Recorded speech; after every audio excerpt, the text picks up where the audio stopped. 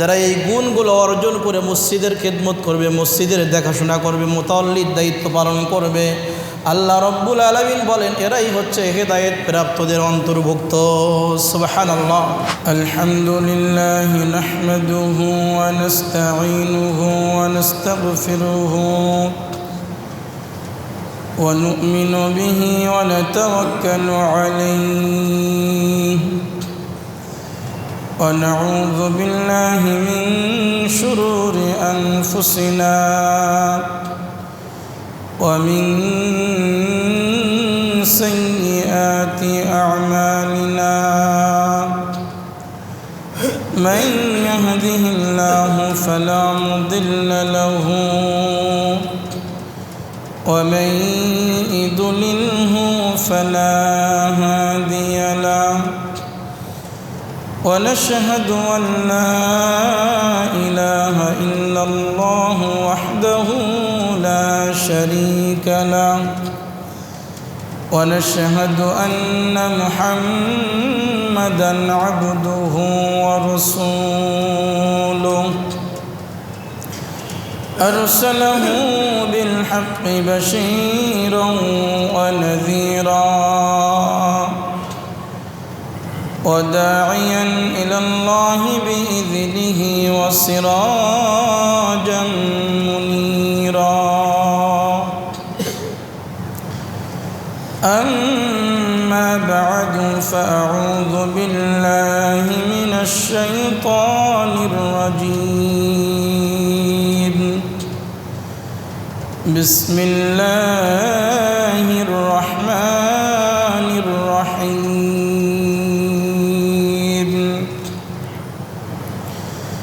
ما كان للمشركين أن يعمروا مساجد الله شاهدين على أنفسهم بالكفر أولئك حبطت أعمالهم وفي النار هم خالدون إنما يعمر مساجد الله من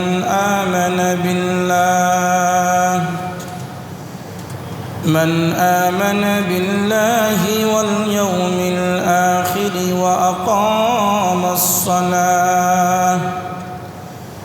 وأقام الصلاة وآتى الزكاة ولم يخش إلا الله فعسى أولئك أن يكونوا من المهتدين. وقال النبي صلى الله عليه وسلم المساجد سوق في الأسواق الآخرة من دخلها كان ضيفا لله أو كما قال عليه الصلاة والسلام. وقال تعالى في شان حبيبه ومحبوبه إن الله وملائكته يصلون على النبي يا أيها الذين آمنوا صلوا عليه وسلموا تسليما. درود পাঠ করি। اللهم صل على محمد وعلى آل محمد كما صليت على إبراهيم وعلى آل إبراهيم إنك حميد مجيد. اللهم بارك على محمد وعلى آل محمد كما باركت على إبراهيم وعلى آل إبراهيم إنك حميد مجيد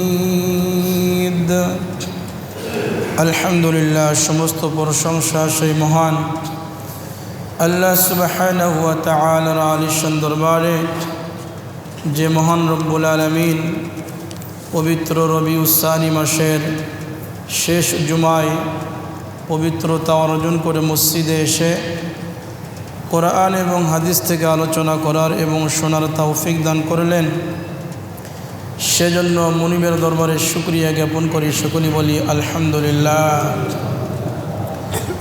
মুআজ্জাজ সাজিরিন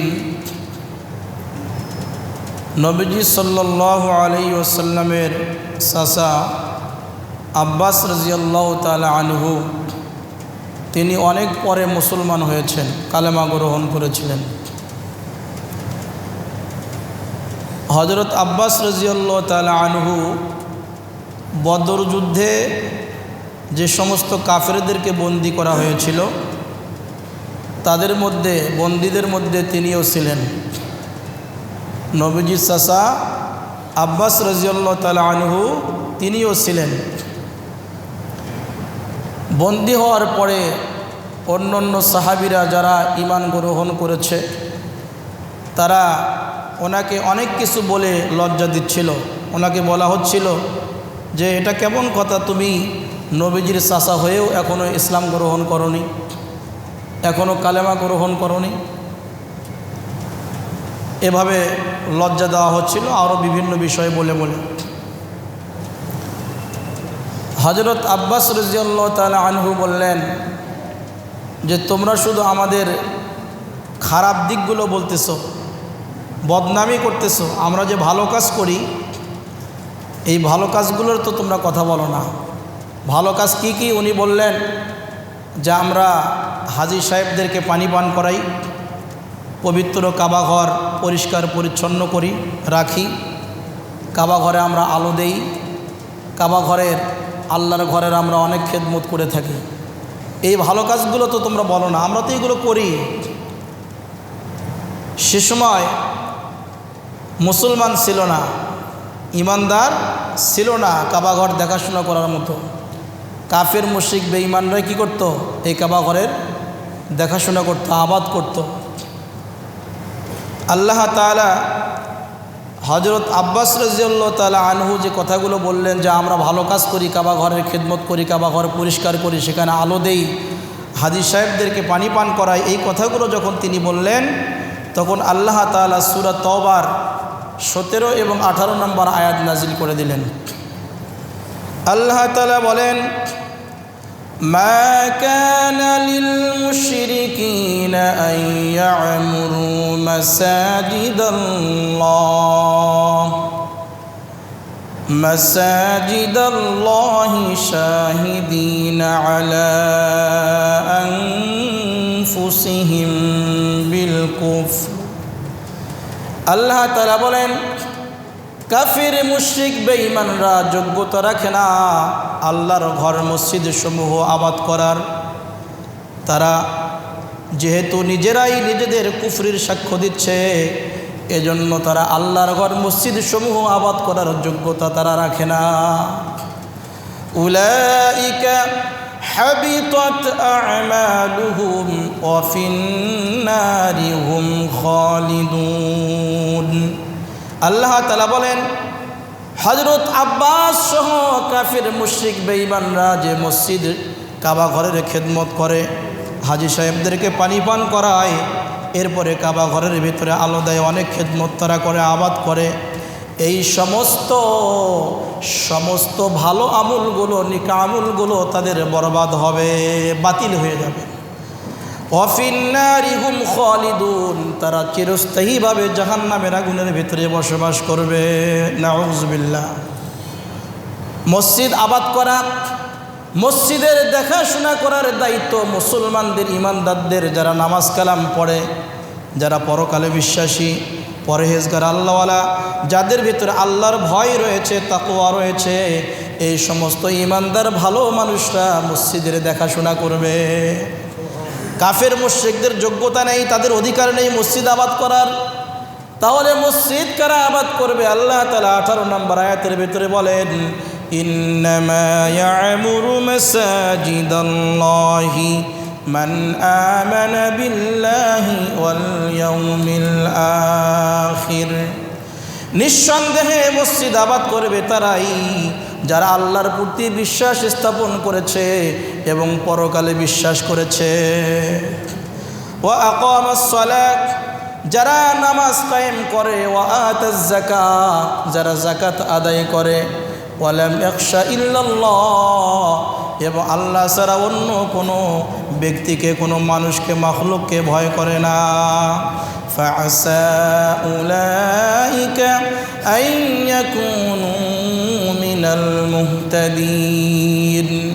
এই সকল বৈশিষ্ট্যের অধিকারী যারা হবে, যারা এই গুণগুলো অর্জন করে মসজিদের খেদমত করবে, মসজিদের দেখাশোনা করবে, মুতাওয়াল্লির দায়িত্ব পালন করবে, আল্লাহ রব্বুল আলামিন বলেন এরাই হচ্ছে হেদায়েত প্রাপ্তদের অন্তর্ভুক্ত। সুবহানাল্লাহ। যারা আল্লাহর প্রতি বিশ্বাস রেখে, পরকালকে বিশ্বাস করে, নামাজ কায়েম করে, যাকাত আদায় করে এবং আল্লাহকে ছাড়া অন্য কাউকে ভয় করে না, এই গুণগুলো, বৈশিষ্ট্যগুলো যারা অর্জন করে মসজিদ আবাদ করবে, আল্লাহ রব্বুল আলামিন তাদেরকে হেদায়েত দান করে তাদেরকে জান্নাত দিয়ে দিবেন। সুবহানাল্লাহ। নবীজিকে জিজ্ঞাসা করা হলো, ইয়া রাসূলুল্লাহ, পৃথিবীর মধ্যে সবচেয়ে প্রিয় জায়গা, সবচেয়ে ভালো জায়গা কোনটা? নবীজি বললেন, যতক্ষণ পর্যন্ত আল্লাহ তাআলা আমাকে এই সম্পর্কে জানাবেন না, ততক্ষণ পর্যন্ত এই প্রশ্নের উত্তর আমি দিতে পারবো না। আলোচনা চলতেছিল।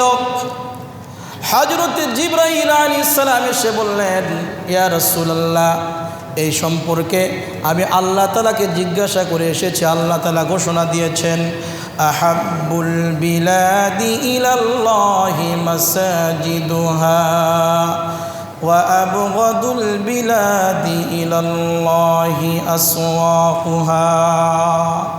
মিশকাত শরীফের হাদিস।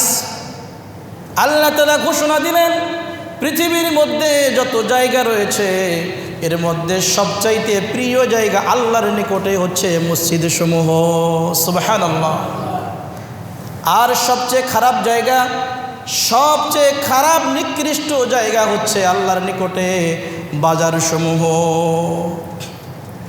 কেন মসজিদ আল্লাহর নিকটে প্রিয়, ভালো জায়গা? মসজিদের ভিতরে আমরা প্রবেশ করে নামাজ আদায় করি, মসজিদের ভেতরে আমরা আল্লাহর কুদরতি পায়ে সেজদা দেই, মসজিদের ভেতরে আমরা কোরআনে মাজিদ তেলাওয়াত করি, মসজিদের ভিতরে ঢুকে আমরা তাসবিহ তাহলিল পাঠ করি, আল্লাহকে স্মরণ করি, আল্লাহর জিকির করা হয়। মসজিদের ভেতরে নেক আমল হয়, কোনো গুনার কাজ হয় না, যার কারণে আল্লাহ তাআলার নিকটে মসজিদ হচ্ছে সবচাইতে প্রিয়। আর বাজার কেন নিকৃষ্ট? বাজারে যাওয়ার প্রয়োজন রয়েছে, কিন্তু প্রয়োজনের বাহিরে অতিরিক্ত সময় বাজারের মধ্যে পাস করা যাবে না, অতিবাহিত করা যাবে না। কেননা বাজারে গিয়ে যারা অতিরিক্ত সময় কাটিয়ে দেয়, অতিবাহিত করে, এরা বাজারে গিয়ে চার স্টলে বসে বসে একজন আরেকজনের নামে বদনামি করতে থাকে, চগলখড়ি করে, গীবত করে, একজন আরেকজনের নামে বদনামি করে, খারাপ বলে আর মজা করতে থাকে। দেখবেন যে গীবত করলে কিন্তু নিজের ভেতরে মজা লাগে, অন্যের দোষগুলো বর্ণনা করতে গিয়ে নিজের ভেতরে মজার জোশ চলে আসে, আনন্দ লাগে। এই আনন্দ কিন্তু আনন্দ হবে না, এটা অনেক বড় একটি কবিরা গুনাহ। বাজারে গিয়ে গীবত করা হয়, বাজারে গিয়ে দেখবেন টিভি ছেড়ে দিয়ে চার হোস্টেলে, বিভিন্ন হোটেলের ভেতরে, দোকানের ভেতরে টিভি ছেড়ে দিয়ে সেখানে নাচ গান দেখানো হয়, এরপরে অশ্লীল ছবি দেখানো হয়, গুনাহে কবিরা হয়। আরও অনেক সমস্যার কারণে আল্লাহর নিকটে বাজার হচ্ছে সবচাইতে নিকৃষ্ট এবং খারাপ জায়গা। মসজিদে সওয়াবের কাজ হয়, মসজিদের ভিতরে নেক আমল হয়, আর বাজারে গুনাহ হয়। এজন্য আল্লাহ তাআলার নিকটে মসজিদ প্রিয় আর বাজার সমূহ হচ্ছে নিকৃষ্ট। সাহাবায়ে কেরাম এজন্য বেশি বেশি করে মসজিদে প্রবেশ করতেন, মসজিদে আসতেন, মসজিদে সময় দিতেন। কেননা মসজিদে নিকাহ আমল হয়। মসজিদ হচ্ছে মুসলমানদের প্রাণ কেন্দ্র। এই মসজিদ থেকেই খোলাফায়ে রাশিদিন, নবীজি সাল্লাল্লাহু আলাইহি ওয়াসাল্লাম, সাহাবায়ে কেরাম এই মসজিদ থেকেই সমাজকে তেনারা পরিচালনা করেছিলেন। মসজিদে সব বিচারাদি হতো। মসজিদ থেকেই জিহাদের দল বাহিনী বিভিন্ন এলাকায় প্রেরণ করা হতো, পাঠানো হতো। মসজিদে দোয়া হতো, মসজিদে নামাজ হতো, যুদ্ধের প্রশিক্ষণ হতো। সব অফিসিয়াল কাজগুলো মসজিদেই সম্পূর্ণ হতো। মসজিদ হচ্ছে মুসলমানদের প্রাণকেন্দ্র। মুসলমানদের সঙ্গে তাদের আত্মার সম্পর্ক মসজিদের। যেমন নাকি সন্তান অসুস্থ হলে বাবা মার দিলের মধ্যে কাঁপুনির সৃষ্টি হয়ে যায়। মসজিদের যদি কোনো অসুবিধা হয়, মসজিদের কোনো স্টাফের যদি কোনো সমস্যা হয়, যারা খাঁটি মুসলমান, মসজিদের প্রতিবেশী, তাদের হৃদয়ের ভেতরে কম্পন সৃষ্টি হয়ে যায়, ভালো লাগে না। দেখবেন যারা খাঁটি মুসলমান, যখন মসজিদের ভিতরে আজান হয়ে যায়, আল্লাহু আকবার, আল্লাহু আকবার, আল্লাহ সবচেয়ে বড়, আল্লাহ সবচেয়ে বড়, হাইয়া আলাস সালাহ, এসো নামাজের দিকে, হাইয়া আলাল ফালাহ, এসো কল্যাণের দিকে। এভাবে যখন মুয়াজ্জিন সাহেব আজানের মাধ্যমে আমাদেরকে আহ্বান করেন মসজিদের দিকে, ওই মুমিন বান্দা, খাঁটি বান্দা দুনিয়ার সকল কাজকর্মগুলো ছেড়ে দিয়ে পবিত্রতা অর্জন করে দ্রুত মসজিদে চলে আসে। অজু করে, গোসল করে অতি দ্রুত মসজিদে চলে আসে। তার অন্তর, তার কলব আর সংসারের কাজের ভিতরে থাকে না। সাহাবায়ে কেরাম মসজিদকে নিজেদের জীবনের চাইতে বেশি করে ভালোবাসতেন, মহব্বত করতেন। মসজিদে এসে নবীজির নিকটে হাদিস শিক্ষা করতেন, মাসআলা মাসাইল শিক্ষা করতেন, ইসলামের বিভিন্ন বিধিবিধান সম্পর্কে জানতেন। কিন্তু আমাদের দুঃখের বিষয় হচ্ছে আমরা মসজিদের ভেতরে বেশি সময় দিতে পারি না। অনেক দুঃখের বিষয়। আমরা গল্প করে, দোকানের ভিতরে চা খেয়ে খেয়ে, মিষ্টি খেয়ে খেয়ে অনেক সময় অতিবাহিত করি, অনেক সময়কে আমরা নষ্ট করে ফেলি। কিন্তু মসজিদের ভেতরে আমরা আসি সবার পরে, আবার যাওয়ার চেষ্টা করি সবার আগে। দেখবেন যে জুমার দিনে যে পরে 4 রাকাত বাদাল জুমা সুন্নতে মুআক্কাদার নামাজ রয়েছে, এটাও তার পড়ার সময় নেই। কেন এরকম হয়? এরকম হওয়া উচিত নয়। সাহাবায়ে কেরামের আমল, সাহাবায়ে কেরামের আদর্শ আমাদের ভেতরে প্রবেশ করানো উচিত। কারণ সাহাবায়ে কেরামদের জীবনী দেখে দেখে আমাদের জীবনগুলোকে গঠন করতে হবে। কারণ নবীজি সাল্লাল্লাহু আলাইহি ওয়াসাল্লাম সাহাবীদেরকে সরাসরি কোরআন এবং হাদিস শিক্ষা দিয়েছেন। সরাসরি তারা ছাত্র। তাদের জীবনকে যদি আমরা ফলো করি, তাদের আমলগুলোকে যদি ফলো করি, নবীজি বলেছেন যে ব্যক্তি আমার একজন সাহাবীকে ফলো করবে, অনুসরণ করবে, সে জান্নাতের ভেতরে প্রবেশ করবে। সুবহানাল্লাহ, সে হেদায়েত পেয়ে যাবে। সাহাবায়ে কেরাম মসজিদে প্রবেশের জন্য, মসজিদে আসার জন্য প্রতিযোগিতায় লিপ্ত হতেন, কে কার আগে মসজিদে যেতে পারে। আগেরকার যুগে দেখবেন মসজিদের সংখ্যা অনেক কম ছিল। শুক্রবার সকাল থেকে ফজর নামাজের পর থেকে তারা হারিকেন জ্বালিয়ে জুমার নামাজ আদায়ের জন্য অনেক দূর পর্যন্ত তারা রওনা হতো। অনেক দূর ছিল মসজিদ। সকালে বের হতো, মসজিদে গিয়ে জুমার নামাজ আদায় করবে। মনে করুন 18 কিলো দূরে, 20 কিলোমিটার দূরে, এরকম দূরের রাস্তা, অনেক দূর মসজিদ, সেখানে গিয়ে তাকে জুমার নামাজ আদায় করতে হবে। অনেক গ্রাম্য মুসল্লি ইমানদার ছিল, তারা গ্রাম থেকে এসে শহরে জুমার নামাজ আদায় করত। অনেক সময় লাগতো মসজিদে আসতে।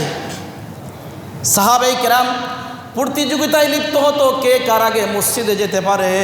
আর আমরা প্রতিযোগিতা করি কে কার পরে মসজিদে যেতে পারে। সাহাবায়ে কেরাম কেন প্রতিযোগিতায় লিপ্ত হতেন? নবীজি সাল্লাল্লাহু আলাইহি ওয়াসাল্লাম হাদিস শরীফের ভিতরে বলেন, আল মাসাজিদু সুকুন ফিল আসওয়াকিল আখিরা মান দাখালাহা কানা দাইফান লিল্লাহ। মসজিদ হচ্ছে আখিরাতের বাজার সমূহ থেকে একটি বাজার। যে ব্যক্তি মসজিদের ভেতরে প্রবেশ করে সে যেন আল্লাহর মেহমান হয়ে যায়। সুবহানাল্লাহ। আমাদের বাসায় বাড়িতে যদি কোনো মেহমান আসে, আমরা কি করি? অজু করার পানি দেই, এরপরে বসার একটা ভালো জায়গা দিয়ে দেই, উপরের ফ্যানটা আমরা ছেড়ে দেই, আপনি আরাম করুন, একটু বিশ্রাম করুন। এরপরে সুন্দর রান্না বান্না করে খাওয়া দাওয়া করায়, আপ্যায়ন করায়। এরপরে যাওয়ার সময় হাদিয়া দিয়ে দেই, গাড়ি ভাড়ার টাকা আমরা দিয়ে দিই, মেহমানদারি করি, আবার কিছু টাকা পয়সা হাদিয়া দিয়ে দেই, যেটাকে দক্ষিণা বলে।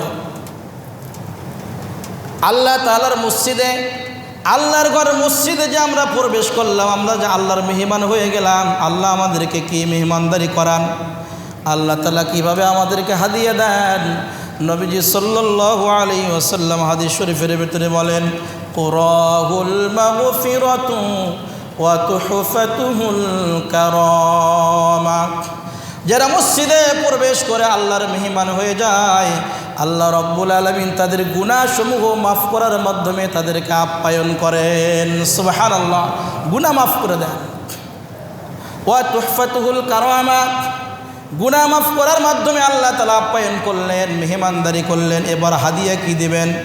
নবীজি বলেন, মসজিদ থেকে যখন বের হয়ে যায় ওই মেহমানকে আল্লাহ তাআলা মান সম্মান ইজ্জত হাদিয়া হিসাবে প্রদান করেন। সুবহানাল্লাহ।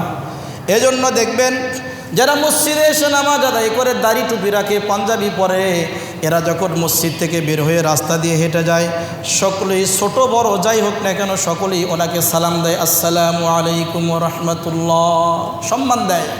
কোনো মহিলার মাথায় যদি কাপড় না থাকে, ওই নামাজি ব্যক্তিকে সম্মান দিয়ে মাথার কাপড়টা উপরের দিকে উঠে নেয়, ওড়নাটা দিয়ে মাথাটা ঢেকে নেয়, চুলগুলো ঢেকে নেয়, আর রাস্তার এক কোণা দিয়ে আস্তে করে কিন্তু চলে যায়। হুজুরকে সম্মান দেয়, নামাজি ব্যক্তিকে সম্মান দেয়। এই সম্মান কিন্তু কোনো মহিলা, কোনো শিশু বাচ্চারা বেনামাজিকে দেয় না। এই সম্মানে ইজ্জত কে দিলেন? নামাজ পড়ার কারণে, আল্লাহর কুদরতি পায়ে সিজদা দেওয়ার কারণে, দাড়ি রাখার কারণে, টুপি রাখার কারণে, আর পাগড়ি মাথায় দেওয়ার কারণে, পাঞ্জাবি গায়ে দেওয়ার কারণে আমরা যে সুন্নতি লিবাস পোশাক আমরা গ্রহণ করলাম, মসজিদে এসে ইবাদত করলাম, এটার বিনিময়ে আল্লাহ তাআলা আমাদেরকে মান সম্মান ইজ্জত হাদিয়ে দেন। মোট কথা, মসজিদে যারা প্রবেশ করে তারা আল্লাহর মেহমান, আল্লাহ তাদের গুনাহগুলোকে মাফ করে দেন, আল্লাহ তাআলা তাদেরকে মান সম্মান ইজ্জত হাদিয়া হিসাবে দিয়ে দেন। সে অনেক মুবারকময় ব্যক্তি হয়ে যায়, অনেক ফজিলতপূর্ণ ব্যক্তি হয়ে যায়। নবীজি হাদিস শরীফের ভিতরে বলেন, মান গাদা ইলাল মসজিদি আও রাহা আ'আদাল্লাহু লাহু নুজুলাহু মিনাল জান্নাহ কুল্লামা গাদা আও রাহা। নবীজি বলেন, যে ব্যক্তি সকাল এবং বিকালে যতবার মসজিদের ভেতরে প্রবেশ করে, আল্লাহ রব্বুল আলামিন প্রত্যেকটা বাড়ি তার জন্য জান্নাতের ভেতরে মেহমানদারির ব্যবস্থা করেন। সুবহানাল্লাহ। জান্নাতের ভেতরে মেহমানদারির ব্যবস্থা, আসল সম্মান ইজ্জত মেহমানদারি তো মৃত্যুর পরে পরকালে হবে। আল্লাহ তাআলা আমাদেরকে মৃত্যু ঘটিয়ে কবর জগৎ পাড়ি দিয়ে যখন কিয়ামতের ময়দান কায়েম হবে, আরশের নিচে জায়গা দিয়ে দিবে। এবার সেখান থেকে বিচার হওয়ার পরে আল্লাহ তাআলা আমাদেরকে জান্নাতের ভিতরে প্রবেশ করিয়ে, এরপরে জান্নাতের ভিতরে আমাদেরকে মেহমানদারি করিয়ে আমাদেরকে আসল মেহমানদারি করাবেন। দুনিয়াতে তো সামান্য কিছু, দুনিয়াতে সামান্য কিছু আল্লাহ তাআলা দেন। আসল মেহমানদারি আল্লাহ তাআলা পরকালে জান্নাত দিয়ে আমাদেরকে ধন্য করবেন। এক কথায় যারা মসজিদের ভেতরে প্রবেশ করে এরা অনেক ফজিলতপূর্ণ ব্যক্তি, এদের ফজিলত অনেক বেশি, এরা মুবারকময় ব্যক্তি হয়ে যায়। নবীজি সাল্লাল্লাহু আলাইহি ওয়াসাল্লাম হাদিস শরীফের ভিতরে বলেন, তাযহাবুল আরদুনা কুল্লুহা ইয়াউমাল কিয়ামাতি ইল্লাল মাসাজিদ فإنها ينضم بعضها إلى بعض। নবীজি বলেন, সারা পৃথিবীর সব কিছু কিয়ামতের ময়দানে, কিয়ামতের দিনে ধ্বংস হয়ে যাবে, কিন্তু আল্লাহর ঘর মসজিদ সমূহ ব্যতীত মসজিদ ধ্বংস হবে না, মসজিদ সমূহ ধ্বংস হবে না, সব কিছু ধ্বংস হয়ে যাবে। তাহলে মসজিদ সমূহ কি হবে? নবীজি বলেন, ফাইন্নাহা ইয়ানদাম্মু বা'দুহা ইলা বা'দিন। পৃথিবীর মধ্যে যত মসজিদ রয়েছে, লক্ষ লক্ষ কোটি কোটি মসজিদ রয়েছে, এই মসজিদগুলোর মাটিগুলো একটা মসজিদের সঙ্গে আরেকটা মসজিদের সঙ্গে মিলে যাবে। সারা পৃথিবীর সমস্ত মসজিদের মাটিগুলো মসজিদগুলো একত্রিত হয়ে কাবা ঘরের মাটির সঙ্গে একত্রিত হবে, আর কাবা ঘরের মাটির সঙ্গে একত্রিত হয়ে পুরা মাটিটা জান্নাতের টুকরা হয়ে যাবে। সুবহানাল্লাহ, জান্নাতের অংশ হয়ে যাবে। মসজিদ কোনো ছোটোখাটো বিষয় নয়, অনেক বড় একটি বিষয়। যারা মসজিদে যাতায়াত করে, মসজিদে মোহাব্বত করে, মসজিদকে ভালোবেসে মসজিদের ভেতরে দান খয়রাত করে, মসজিদকে সুন্দর করে নির্মাণ করে, মসজিদের জন্য দান করে, মসজিদের জন্য জায়গা দেয়, মসজিদ আবাদ করার জন্য সহযোগিতা করে, মেধা দিয়ে, টাকা পয়সা দিয়ে, সময় দিয়ে, আল্লাহ রব্বুল আলামিন নবীজির মাধ্যমে জানিয়ে দিয়েছেন সে যেন মসজিদের খেদমত করলো না, সে যেন তার বাবা মার জন্য অথবা নিজের জন্য, সন্তানদের জন্য জান্নাতের ভেতরে একটা জায়গা কিনে নিল। সুবহানাল্লাহ। যারা মসজিদের জন্য দান করে, যারা মসজিদের জন্য সহযোগিতা করে, এরা দুনিয়ার কোনো মাটি ক্রয় করে না, দুনিয়ার কোনো মসজিদের খেদমত করে না, বরং তারা নিজেদের জন্য, বাবা মার জন্য জান্নাতের ভিতরে জায়গা ক্রয় করে ফেলে। সুবহানাল্লাহ। আমরা কি পারি না মসজিদের খেদমত করতে? আমরা সকলেই কিন্তু অল্প হোক বেশি হোক খেদমত করি। আল্লাহ রব্বুল আলামিন অনেকে বেশি যোগ্যতা দিয়েছেন, তারা বেশি বেশি করে খেদমত করতে পারে। আবার অনেকের টাকা পয়সা থাকা সত্ত্বেও কিন্তু মসজিদের খেদমত করতে পারে না। আল্লাহ পাক যাদেরকে কবুল করেন তারাই শুধুমাত্র মসজিদের আবাদের খেদমত করতে পারে, মসজিদ দেখাশোনা করতে পারে। যাদেরকে মোহাব্বত করে নিয়ে সেখানে দায়িত্ব দেন তারাই শুধুমাত্র খেদমত করতে পারে। তবে হ্যাঁ, তারা আল্লাহকে ভয় করে কাজ করবে, দুনিয়ার কোনো মানুষকে তারা ডরাবে না। আমরা কি পারি না ভালোভাবে মসজিদকে খেদমত করার, মসজিদকে মোহাব্বত করে মসজিদের জন্য দান করার?